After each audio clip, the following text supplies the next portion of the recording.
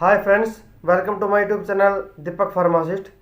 Friends, आज हम बात करने वाले हैं हाइड्रोनेफ्रोसिस के बारे में। इसके कारण क्या है और इसके लक्षण क्या है और इस बीमारी का क्या इलाज रहता है, इसके बारे में मैं आपको संपूर्ण जानकारी देने वाला हूं। तो अगर आप चैनल पर नए हैं तो चैनल को सब्सक्राइब करें विद बेल आइकन के साथ में, ताकि समय समय पर आपको नोटिफिकेशन मिलता रहे। तो दोस्तों, सबसे पहले बात करते हैं हाइड्रोनेफ्रोसिस।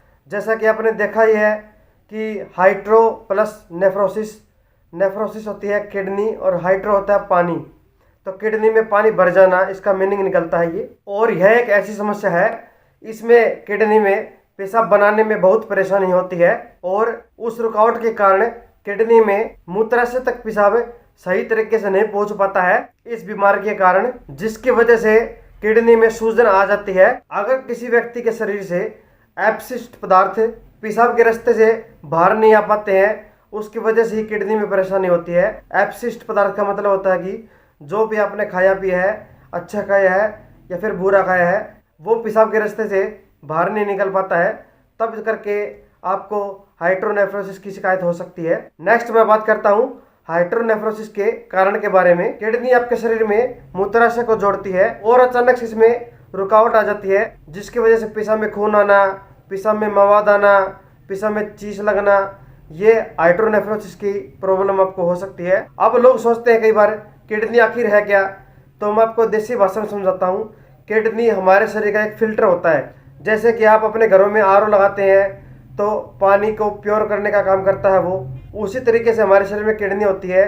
किडनी एक फिल्टर होता है शरीर का, ठीक है, वो आपके शरीर में प्योरीफाई करने का काम करता है। अगर आपकी किडनी खराब हो गई तो आपको बहुत ज़्यादा परेशानियों का सामना करना पड़ सकता है, वो आगे चलकर मैं इस वीडियो में आपको बताऊंगा। अब मैंने बताया भी था आपको कि किडनी में सूजन क्यों आती है। तो सूजन इसलिए आती है दोस्तों, जो पेशाब की नलियां होती हैं उन नलियों में रुकावट आ जाती है, जिस कारण से जो आपका मूत्र की जो थैली है, पेशाब की जो थैली है, वो भर जाती है।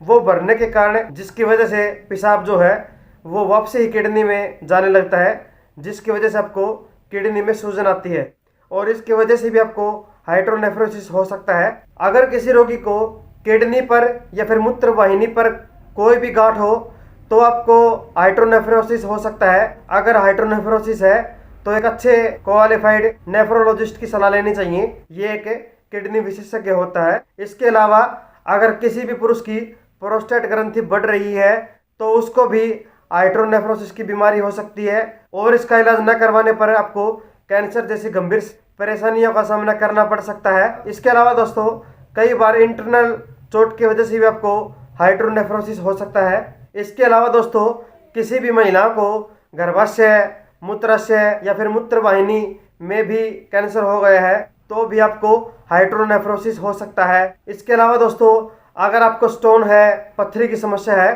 तो भी आपको हाइड्रोनेफ्रोसिस हो सकता है। और दोस्तों, किडनी स्टोन की आपको मैं 2 या 3 वीडियो में पहले भी निकाल चुका हूँ यूट्यूब पे, आप वो भी आई बटन पर जाकर देख सकते हैं, या मैं आपको वीडियो के एंड में भी शो करवा दूंगा, आप वहाँ पर भी इसको चेकआउट कर सकते हैं। इसके अलावा दोस्तों, अगर किसी भी रोगी के किडनी में गांठ है तो भी आपको हाइड्रोनेफ्रोसिस हो सकता है। नेक्स्ट, हाइड्रोनेफ्रोसिस के लक्षण के बारे में बात करते हैं। तो सबसे पहले होता है दोस्तों इसमें पीठ में दर्द, तो इसका एक ये भी लक्षण है। फिर उसको पेशाब में रुकावट आती है। फिर इन लक्षणों के चलते उस रोगी को पेशाब में जलन होने लगती है, पेशाब में चीस होती है। इसके अलावा दोस्तों, रोगी को इस बीमारी में बुखार भी आता है। अगर किसी रोगी को हाइड्रोनेफ्रोसिस रोग हो गया है तो उसके किडनी फेल होने के चांस काफ़ी ज़्यादा बढ़ जाते हैं। अगर किसी रोगी को हाइड्रोनेफ्रोसिस रोग हो गया है तो सबसे पहले वो क्या करे, अगर आपको यह समस्या है तो सबसे पहले आप अल्ट्रासाउंड करवाइए, उसमें ही पता लगेगा यह कितनी बड़ी समस्या है। इसके अलावा भी काफ़ी ब्लड टेस्ट होते हैं, जैसे कि KFT किडनी फंक्शन टेस्ट, इसके अलावा ब्लड प्रोफाइल, ताकि आपको किडनी की समस्या के चलते चलते ताकि किसी और ऑर्गन में कोई भी समस्या ना हो गई हो, इसलिए यह टेस्ट करवाए जाते हैं। जैसे मैंने आपको बताया था अल्ट्रासाउंड करवाना आपको, तो उसमें ही पता लगेगा मिनिमल है, माइल्ड है या फिर मॉडरेट है या फिर यह समस्या आपको सीवियर है। ये 4 तरह की ग्रेड होती हैं। मिनिमल और माइल्ड ये थोड़ी सी समस्या कम होती है। इसके अलावा दोस्तों, मॉडरेट में आपको किडनी में ज़्यादा समस्या होने लगती है। और दोस्तों, इसके अलावा सीवियर में जो यह समस्या होती है इसमें 91% जो है वो किडनी फेल होने के चांसेस रहते हैं। फिर आपको किडनी ट्रांसप्लांट करवाना होता है। वो ये बात है कि सूट करती है या नहीं करती है। ऐसे मैंने काफ़ी पेशेंट देखे हैं और उन पेशेंटों की जो दोनों किडनी है वो काफ़ी ख़राब हो चुकी थी और उनको ट्रांसप्लांट करवाना भी पड़ा था। उसके बाद में भी आपको परेशानियों का सामना करना पड़ सकता है। ये ज़रूरी नहीं है कि आपने किडनी ट्रांसप्लांट करवा लिया है तो आपको फिर समस्या नहीं होगी, इस बात की कोई गारंटी नहीं होती है डॉक्टरों के पास। नेक्स्ट मैं बात करने वाला हूँ हाइड्रोनेफ्रोसिस के इलाज के बारे में। जो भी आप मेडिसिन लें, यह एक रजिस्टर्ड डॉक्टर के अंडर में ही ये टेबलेट लीजिए आप। जैसे कि टेबलेट बुस्कोगार्ड है, ड्रोट एम टेबलेट है, या फिर बोवरन टेबलेट है।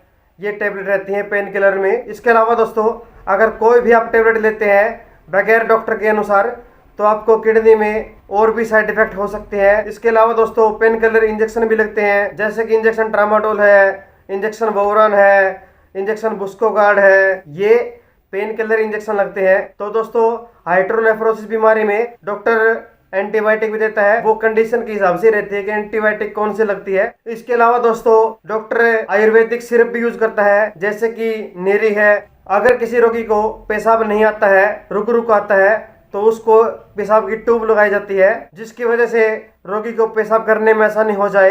अगर कोई भी रोगी किडनी की बीमारी से परेशान है तो ऐसे कोई भी मेडिसिन यूज ना करें और ना ही ऐसी कोई मेडिसिन आप खरीदें बाय सेल्फ। नेक्स्ट, अगर प्रेगनेंसी के टाइम में जब बच्चा माता के गर्भाशय में रहता है तब भी उसको हाइड्रोनेफ्रोसिस हो सकता है, लेकिन फिर भी डॉक्टर से अवश्य मिले।